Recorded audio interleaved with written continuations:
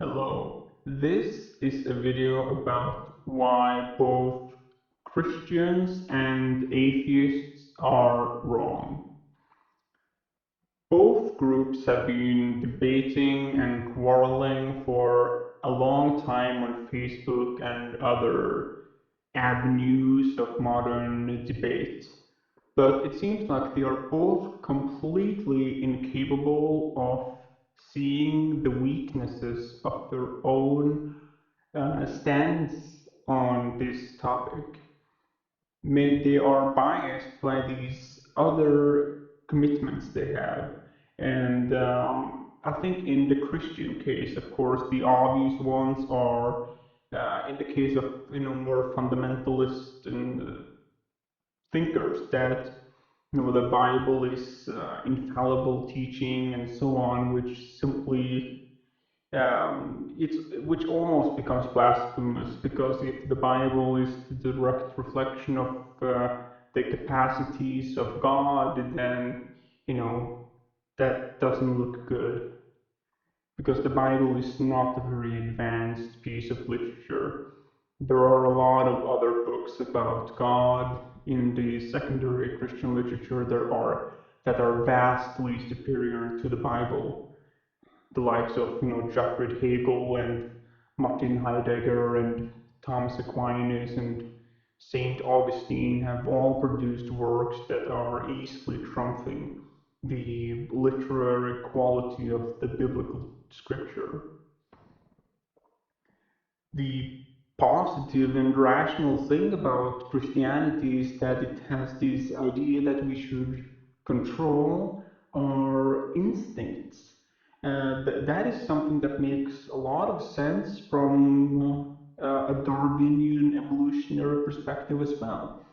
We are evolved from animals and we do have all of these instincts in us that are very detrimental to the progress of civilization.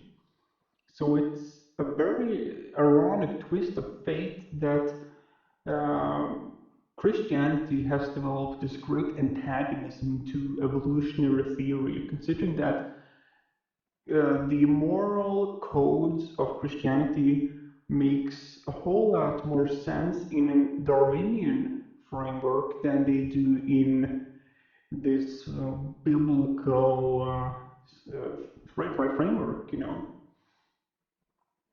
the big issue with the atheists, as I would recollect, would be their seeming fanatical belief in the infallibility of the natural scientific method. You should note on these debates that atheists in general are not very liable to favor the more broad scientific methodologies because you can actually study religion in a scientific sense. You can study, all of these aspects of God and so on in a scientific sense uh, to the extent that you use some methodology to delineate various categories in which you can connect concepts together to develop a theoretical framework. It seems like most atheists do feel the strong need to force the natural scientific, uh, more or less uh, experimental method on the other sciences as well. The vast majority of atheists are further not very fond of recognizing the irrational aspects of the secular world we live in as well. We do have a lot of things like wars, fast food industry, uh, exaggerated sexual liberation, and a lot of pretty much exaggerations of all kinds of drives, the sugar beverage industry and so on.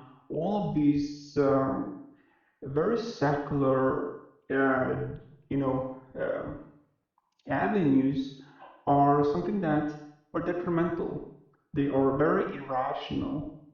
It doesn't make any sense to do these things, but these are purely secular, irrational acts. The same thing with alcohol.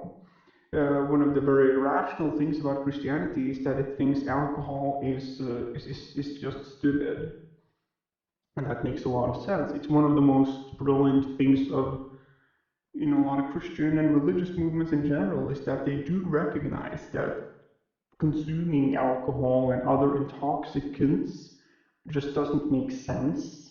The human physiology is not made to digest and process these kinds of chemicals.